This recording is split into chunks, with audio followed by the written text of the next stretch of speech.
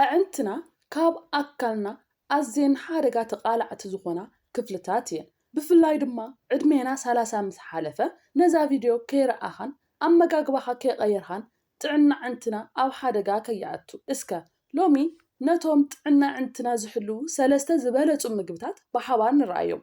ሰላምን ጥዕናን ኣብ ዘለኹምዎ ኩሉ ኩርናዕ ዓለም ይምነየልኩም። ሎሚ ዘደንቕ ብዝኾነ ሓበሬታ ተራኺብና ኣለና።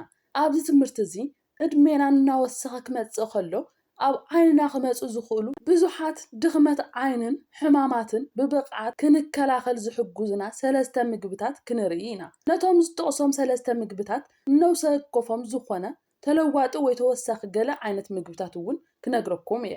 ምናልባት ነቶም መጀመርያ ዝጠቕሶም ምግብታት ክትረኽቡ ዘይትኽእሉ ሰባት ነቶም ተለወጥቲ ብምጥቃም ተመሳሳሊ ረብሓ ክትረኽቡ ትኽእሉ ኢኹም።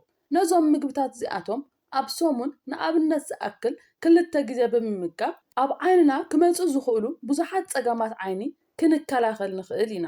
ንኣብነት ዝኣክል ሕማም ሞራ፣ ካትራክት፣ ግላኮማ፣ ሕማም ድርቀት ዓይንን ካልኦት ተመሳሰልቲ ጸገማት ዓይንን ብብቕዓት ክንከላኸል ንኽእል ኢና። እዞም ምግብታት እዚኣቶም ኣብ ዝኾነ ናይ ዕድመ ክልል ዘሎ ሰብ እንተተመገቦም ጽቡቕ እዩ። እንተኾነ ግን ብዝበለጸ ዕድሜና 30ን ልዕሊኡን ዝኾንና ሰባት እዞም ምግብታት እዚኣቶም ከምቲ ብላዕሊ ዝጠቐስኽዎ ኣብ ሰሙን 2 ግዜ ብምጥቃም ጥዕና ዓይንና ክንሕሉ ንኽእል ኢና። ብብዙሕ ኣኽብሮትን ትሕትናን ነዛ ትምህርቲ ላይክ ምግባር ኣይትረስዑ። ናትኩም ላይክ እዚ ትምህርቲ እዚ ንብዙሕ ሰብ ንኽበጽሕ ኩሉ ሰብ ኣብ ገዝኡ ኮይኑ ብዘይ ዝኾነ ክፍሊት ናይ ባዕሉን ናይ ስድራ ቤቱን ጥዕና ክሕሉ ንኽእል ይገብር። ዓይንና ካብ ክፍልታት ኣካላትና ኣዝዩ ንሓደጋ ተቓላዓይ ዝኾነ እዩ እሞ ኣቐዲምና ኣብ ዓይንና ክበጽሕ ዝኽእል ጉድኣታትን ተመሳሰልቲ ጸገማትን ብምክልኻል ናይ ባዕልናን ናይ ስድራ ቤትናን ጥዕና ንሓሉ። ነቲ ትምህርቲ እዚ በጃኹም ንኹሉ ሰብ ኣካፍልዎ፣ ሼር ግበሩ። ንቻናለይ ሓደሽቲ ዝኾንኩም ሰባት ዶክተር ማይና ይበሃል። ቻናለይ ሰብስክራይብ ብምግባር ኣብ ጎና ዘላ ምልክት ደወል ሓንሳብ ብምጥዋዕ በቶም ዝሰዶም ትምህርትታት ናይ ባዕልኩምን ናይ ስድራ ቤትኩምን ጥዕና ሓለዉ። እቲ ቀዳማይ ቆስጣ እዩ። ቆስጣ ክትረኽቡ ዘይትኽእሉ ካብ ሃገርና ወጻኢ ዘለኹም ሰባት ስፒናች ክትጥቀሙ ትኽእሉ ኢኹም።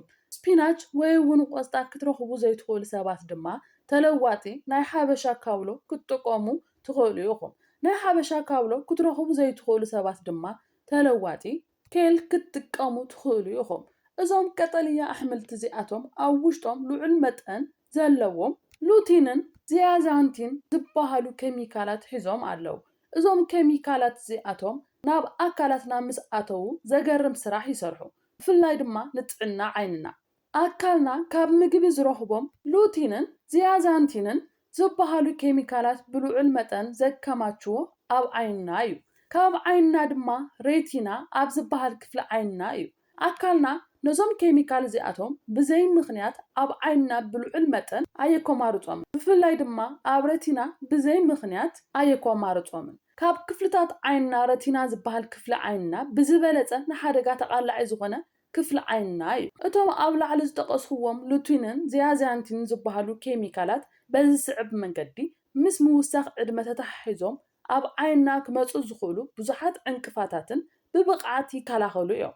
ሓደ ካብ ዝተፈላለዩ ምንጭታት ናብ ዓይንና ዝመጹ ብሉ ላይት ወይ ድማ ሰማያዊ ብርሃን ዝበሃሉ። እዞም ዓይነታት ብርሃን እዚኣቶም ልዑል ኢነርጂ ወይ ድማ ሓይሊ ዝሓዙ እዮም። እዞም ዓይነታት ብርሃን እዚኣቶም ኣብ ረቲና ዘለዉ ዋህዮታት ወይ ድማ ሴላት ልዕሊኦም ብዙሕ ጸገማት ዘስዕቡ ኦክሲዴሽን ወይ ድማ ኦክሲዴሽን ስትረስ ዝበሃል ኬሚካላዊ ለውጢ ናይ ምንቃሕ ዕድሎም ብልዑል ደረጃ ይቕንስዎ። ካብዚ ቅድሚ ሕጂ ከም ዝረኣናዮ ዓይንና ካብ ዝተፈላለዩ ምንጭታት ንኣብነት ካብ ስልኪ፣ ካብ ብርሃን ፀሓይ፣ ካብ ኮምፒውተርን ተመሳሰልቲ ኤሌክትሮኒክስ መሳርሕታት ናብ ዓይንና ዝኣቱ ብሉ ላይት ወይ ድማ ሰማያዊ ብርሃን ልዑል ኢነርጂ ስለ ዘለዎ ዓይንና ኣብ ልዕሊኡ ብዘለዉ ሌንስን ተመሳሰልቲ ክፍልታትን ከጽርዩ ዘይከኣሉ ብሉ ላይት በቶም ላዕሊ ዝጠቐስኽዎም ሉቲንን ዚያዛንቲን ዝበሃሉ ኬሚካላት ኣቢሉ ብምጽራይ ኣብ ዓይንና ጉድኣት ከየውርድ ይከላኸል። ካልእ ድማ ኣብ ቆስጣን ኣብ ሓበሻ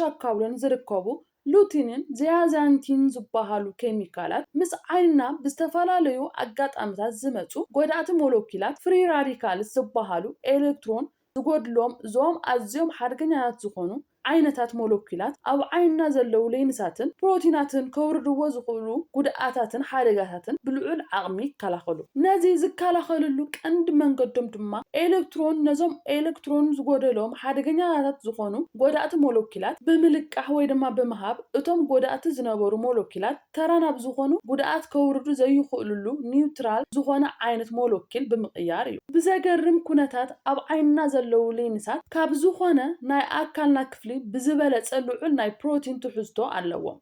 ንኣብነት ዝኣክል ኣብ ዓይንና ዘለው ሌንሳትን እርጋን ወይ ኣብዞም ሌንሳት እዚኣቶም ዝበፅሕ ዝኾነ ዓይነት ኬሚካላዊ ሓደጋ ኣብ ሌንስና ዘለው ፕሮቲናት ነንሕድሕዶም ንኽደራረቡን ናይ ሞራ ሕማም ንኸስዕቡን ክገብሩ ይኽእሉ እዮም። ከምዚኣቶም ዝበሉ ተመሳሰልቲ ሓደጋታትን ኣብ ዓይንና ንኸይፍጠሩ ብብቕዓት ይከላኸሉ።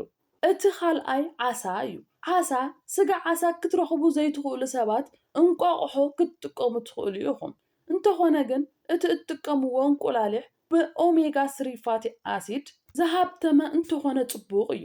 ብኦሜጋ 3 ፋቲ ኣሲድ ዝሃብተሙ እንቁላሊሕ ወይ ዓሳ ኣብ ውሽጡ ንጥዕና ዓይንና ኣዝዩ ጠቓምን ኣገዳስን ዝኾነ ኦሜጋ 3 ፋቲ ኣሲድ ሒዙ ኣሎ። ብፍላይ ድማ DHA ዝበሃል ዶኮሳ ሆክሴናይክ ኣሲድ ሒዙ ኣሎ።